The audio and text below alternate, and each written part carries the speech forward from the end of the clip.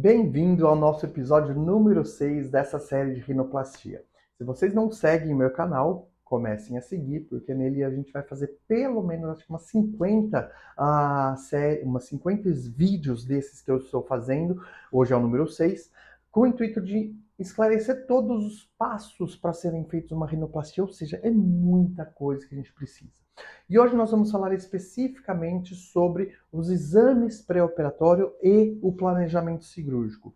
Por que que isso é importante? Por que que a gente precisa fazer tanto a avaliação pré-operatória quanto fazer o planejamento cirúrgico? Simples, segurança. Segurança do paciente. Nada mais.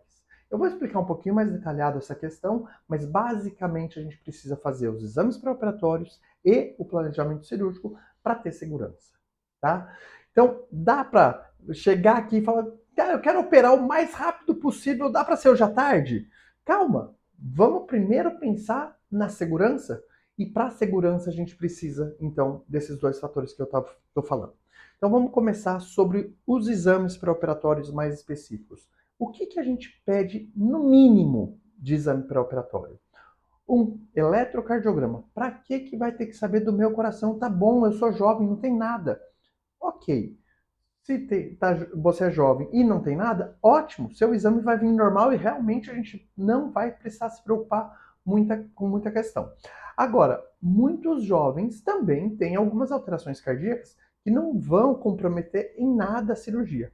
Mas, por outro lado, alguns podem ter algumas patologias, que não é nem patologia, algumas alterações no eletrocardiograma que podem gerar não um impedimento à cirurgia, mas uma dificuldade um pouco maior no controle e nas questões que os anestesistas têm que fazer durante o procedimento de anestesia para minimizar os riscos, pensando na segurança.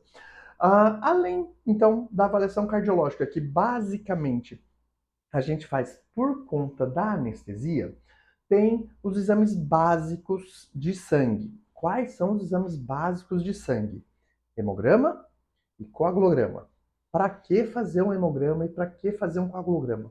Muito simples, muito tranquilo. Segurança, para a segurança do paciente. Simples assim. Então, durante o procedimento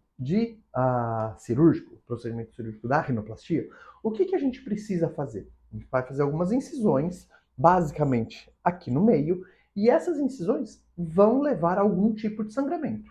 Então, se, por exemplo, no hemograma demonstrar que tem uma anemia, será que a gente não precisa fazer alguma coisa a mais ou tratar essa anemia para quando houver esse sangramento isso não causar uma repercussão?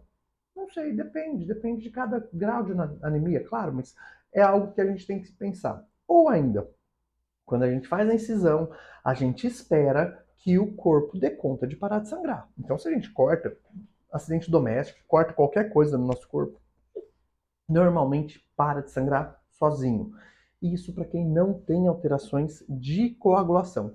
Mas alguns pacientes apresentam problemas de coagulação e, com isso, podem ter problemas maiores na cirurgia. Então, o maior risco da rinoplastia, sem dúvida nenhuma, é o sangramento. Então, se você tem uma alteração de exame de sangue que pode levar a um sangramento mais exacerbado, não é que necessariamente não possa fazer a cirurgia. Pode, muitas vezes pode. A gente tem outras coisas que a gente pode fazer que vão liberar a gente para fazer a cirurgia. Mas a gente já tem que estar ciente de que tem algo a mais, que a gente vai ter que se preocupar com algo a mais, na expectativa de minimizar o risco de ter um sangramento, então, muito exacerbado. Tá? Agora, só isso de exame que a gente precisa? Não. Na maioria dos casos, sim. Mas não é só isso que a gente precisa. A gente precisa individualizar o tratamento. A gente precisa avaliar cada um de vocês individualmente para fazer as solicitações de exames específicos para o seu caso. Então, vou dar um outro exemplo. Paciente jovem, rígido, não tem problema de saúde nenhum, acha que está tudo bem e quando a gente começa a conversar com ele, fala, não, tá, mas eu tenho uma questãozinha, eu sou diabético do tipo 1 e sempre tomei remédio, e ele é tão natural para ele isso, que ele não considera que isso seja uma doença. mas que a gente tem que tomar um cuidado a mais porque ele é diabético. Então a gente precisa lançar mão de outros exames.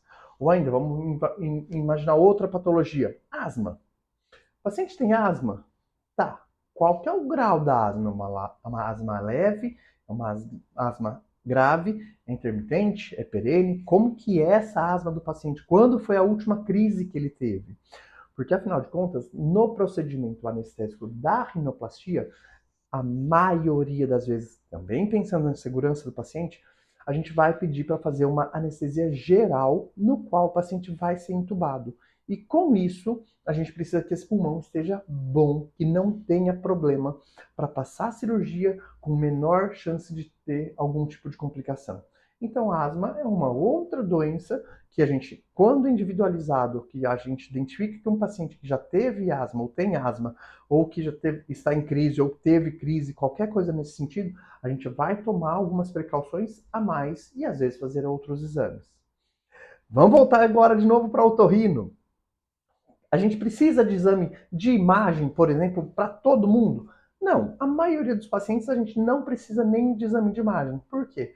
A maioria dos pacientes eles já respiram bem pelo nariz. No entanto, alguns pacientes que não respiram adequadamente, a gente precisa avaliar se tem desvio de septo, se tem carne esponjosa, se tem hipertrofia de corneto, se tem carne, a concha média bolhosa, se tem sinusites ou qualquer outra alteração por dentro do nariz e muitas vezes nesses casos a gente vai precisar uma tomografia, por exemplo, não sei. Então, precisa de alguns exames de imagem a depender de cada caso. Então, o leque de exames que a gente precisa fazer no pré-operatório, ele é enorme a depender de cada caso. Por outro lado, a depender de cada caso, ele é extremamente reduzido, tá? Então, pode ser o mínimo, como um coagulograma, um hemograma e um eletro, como pode ter que fazer uma avaliação bastante extensa. Inclusive, existem alguma extensão de patologia que foge do nosso controle e que a gente precisa então de uma autorização ou uma avaliação mais específica do colega especialista naquela área para nos informar o que precisa ser feito especificamente para aquele paciente. Então, por exemplo, vamos voltar para os exemplos que eu já falei. Paciente com asma, uma asma grave, ele pode operar? Pode. Se ele tiver sob controle, pode. E normalmente nesses casos, o colega especialista, que é o pneumologista, que faz acompanhamento desse paciente, ele vai nos orientar, ó, dá para fazer, existe um risco um pouquinho maior, mas faça essas medicações antes da cirurgia e faça essas medicações logo depois da cirurgia, para a gente minimizar ainda mais a chance de ter uma crise. Então, não é uma complicação grave, mas é uma crise de asma que pode ser desencadeada pela cirurgia. Então, a ideia é sempre ao redor do mesmo ponto. Qual? Segurança do paciente. Ok? Por isso que, então, de exames, a gente sempre vai lançar mão de alguns exames e vai fazer essas questões de forma individualizada, tá bom?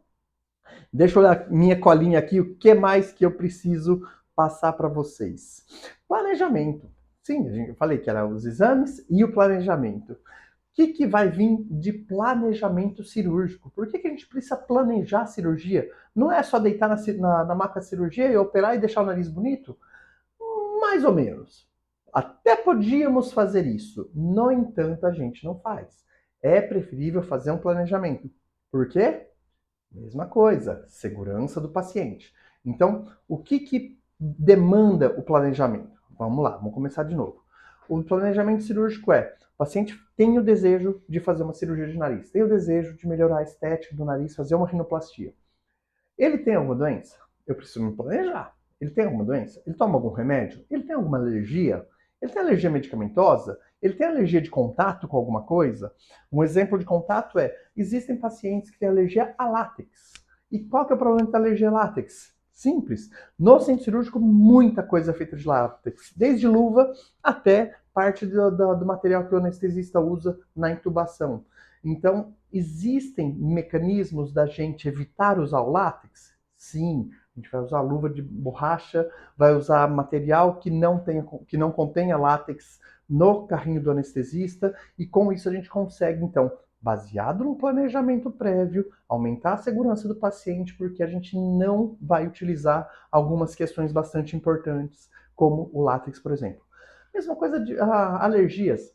Ah, doutor, eu tenho alergia à dipirona.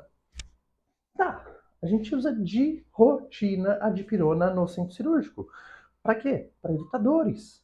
Então, a rinoplastia já é uma cirurgia que praticamente não dói.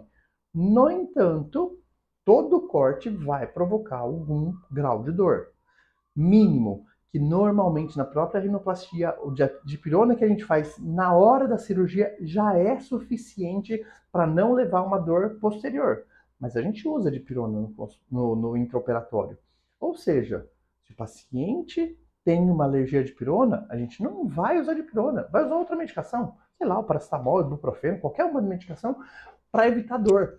Tem pacientes que têm uma lista enorme de medicações que ele não pode usar. Ok, não tem problema. A gente só precisa estar ciente de que a gente não vai poder usar aquelas medicações para aumentar a segurança do procedimento cirúrgico. Então, tem várias alergias que a gente tem como fugir. Tem outras que não tem como fugir. Nesses casos, a gente vai precisar pôr numa balança, vale a pena o risco ou não vale a pena o risco? Vale a pena o risco? Se tiver alguma complicação maior, o que a gente vai fazer? Então vamos tomar as precauções. Não, não vale a pena o risco. Vamos tomar outras precauções. Então, cada caso é individualizado. Além, então, do planejamento de simples pergunta, você tem uma alergia? O que mais a gente vai fazer de planejamento? A consulta inicial. O que vai na consulta inicial, então?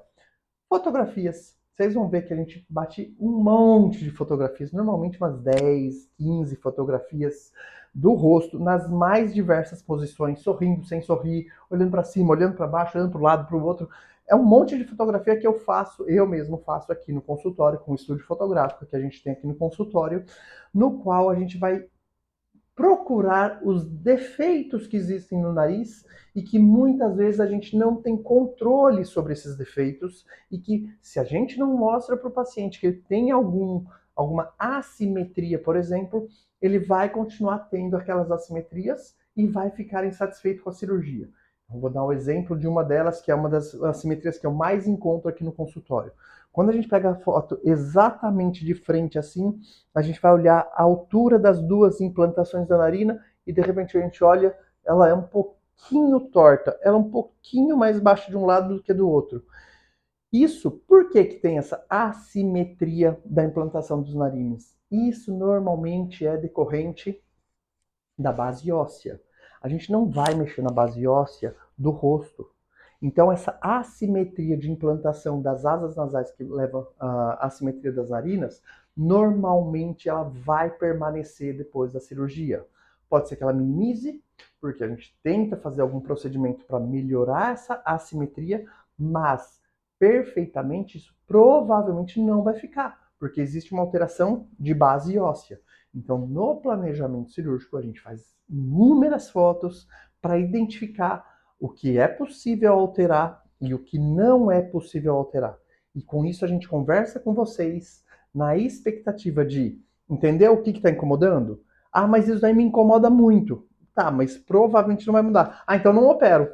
Ótimo, então não opere. Se você identificou uma questão que a gente não vai ter controle na cirurgia e não vai conseguir resolver por completo a sua queixa, a sua dor, não opere. Opte por esperar mais um pouco. Quem sabe daqui a alguns anos a medicina descubra como corrigir essas assimetrias, por exemplo, e aí sim a gente consiga o controle total do que está acontecendo na cirurgia. A gente já tem um controle muito bom, mas ele não é um controle 100%, por exemplo, nessa questão de microassimetrias. Isso para quem já fez cirurgia comigo sabe muito bem que eu bato muito nessa tecla.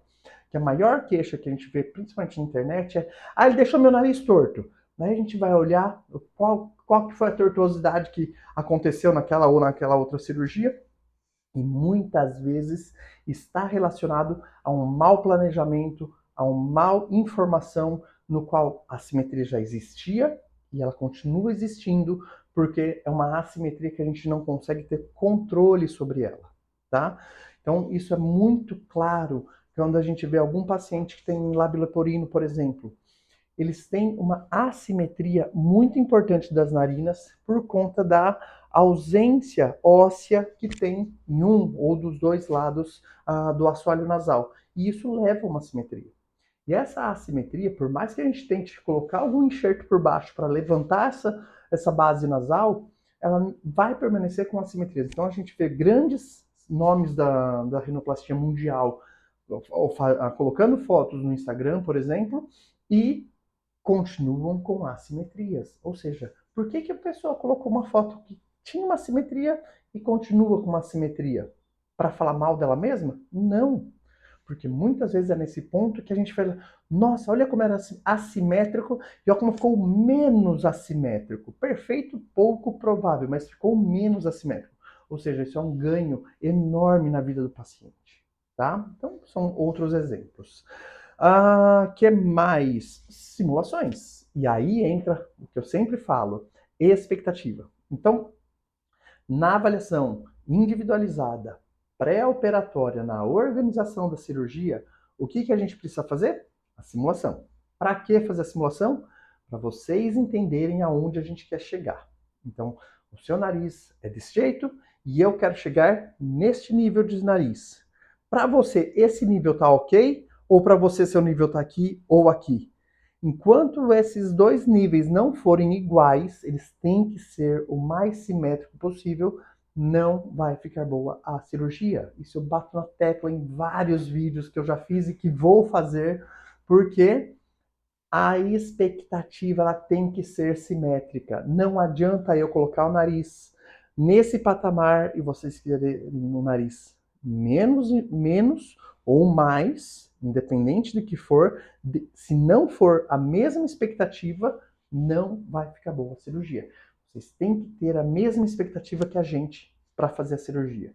E isso a gente consegue via simulação computadorizada. Então eu vou pegar o seu nariz, pegar as suas fotos, fazer as simulações em cima do seu nariz, no seu rosto, não é no rosto de outro paciente, e enquanto eles não forem o que você pensa com o que a gente pensa simétricos, a cirurgia não vai ficar boa. Vou contar um exemplo. Ontem, um paciente ligou aqui no consultório e falou, doutor, eu quero... Ligou, não para marcar consulta, ainda bem que nem marcou. Eu quero ficar com o rosto igual do Michael Jackson. É possível? Tá. Pode ser que alguém consiga fazer o nariz do Michael Jackson no nariz de outra pessoa. Eu não faço. Por quê? Primeiro, porque eu não faço aquilo que eu não gosto. Então, eu não gosto do nariz do Michael Jackson. Acho o nariz dele muito feio. Outra, demandou inúmeras cirurgias para chegar naquele padrão de nariz. Então, eu tenho a expectativa do nariz do Michael Jackson aqui. O paciente está aqui. Então, mesmo que eu faça esse nariz, o paciente vai estar aqui. Para ele vai estar bom. Mas para mim não, porque a minha expectativa, que para mim é muito ruim, a minha expectativa de uma rinoplastia é essa. Ou seja, penso que atinja o objetivo do paciente, eu não vou ficar satisfeito.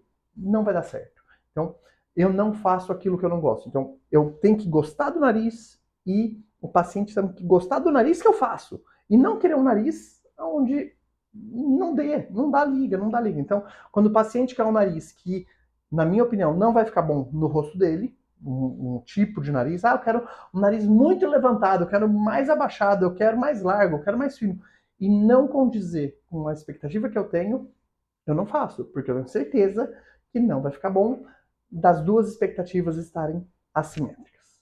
Ok? Deixa eu ver minha colinha aqui, o que mais que eu preciso falar para vocês?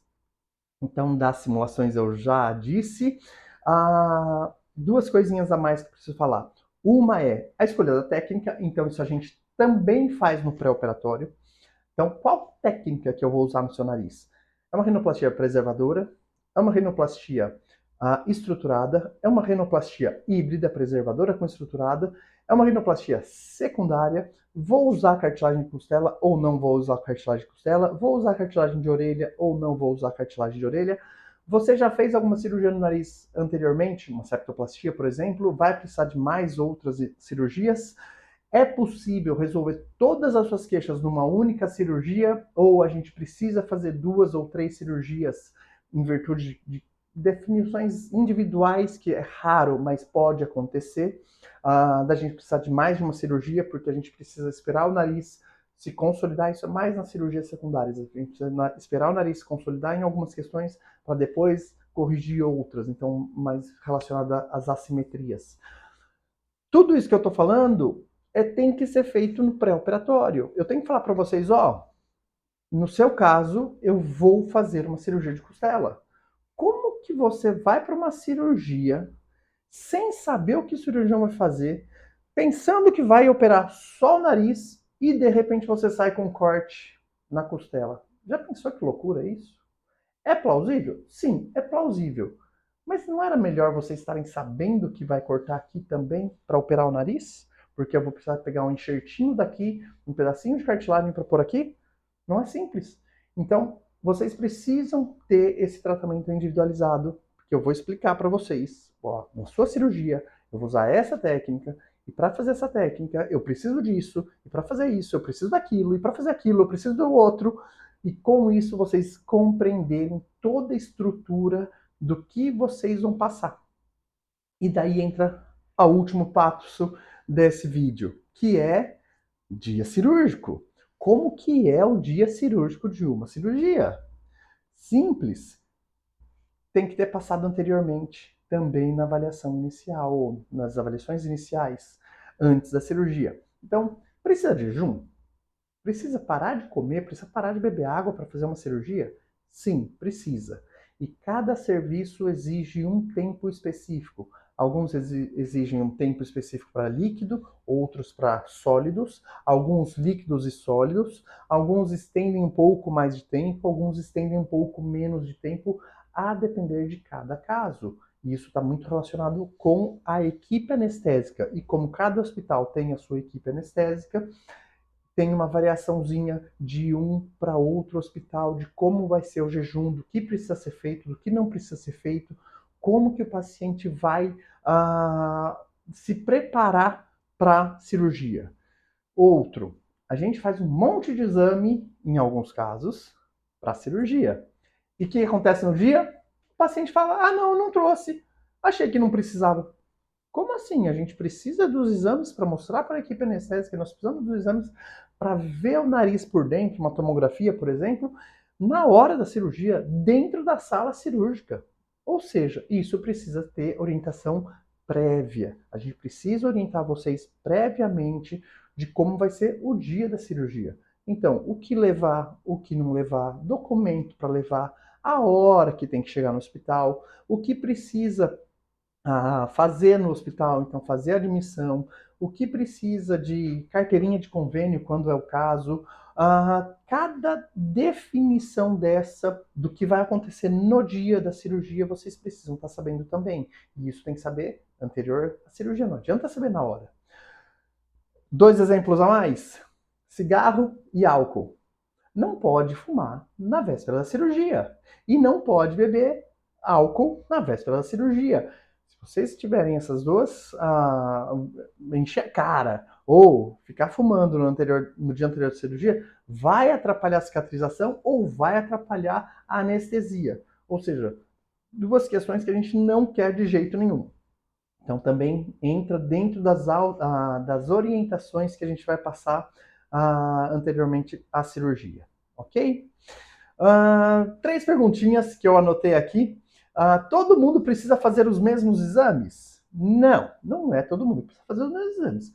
Ou melhor, sim, é todo mundo que precisa fazer os mesmos exames básicos. Eletro, hemograma, coagulograma. Mas não é todo mundo que precisa fazer os outros exames. Faz outros, aí entra a individualidade de cada um. Então, sim, todo mundo precisa fazer os exames para operar. O exame de sangue pode impedir a minha cirurgia? Mais ou menos. Raríssimo. Sim, pode. Então, uma anemia muito grave, sim, pode impedir.